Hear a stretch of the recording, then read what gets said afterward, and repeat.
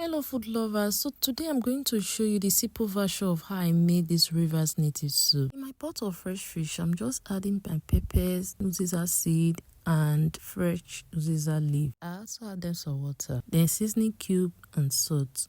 Then I'm just going to cover it and allow it to boil. I couldn't get fresh cocoyam, so I'm using this cocoyam powder, adding palm oil to it to make it to paste.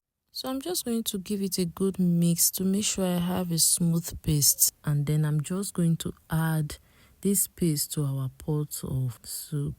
So I'm just going to add water, then allow it to cook for some few minutes. I'm just going to cover it and allow it to cook for some few minutes. Then I'm going in with my fresh prawn and I'm adding fresh Uziza leaf again. So I'm just going to allow it to cook. You don't really want to overstir the soup so that the fish doesn't scatter.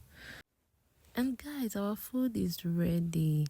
So understand why this food is called magic now, because even with less ingredients, this food still comes out very rich. Will you be trying out this recipe? Have you ever cooked your Rivers native soup this way? Let me know. Please don't forget to like, subscribe and turn on the notification bell for more yummy updates like this. And please tell me the food you would like me to cook in my next video. Thanks for watching. Bye.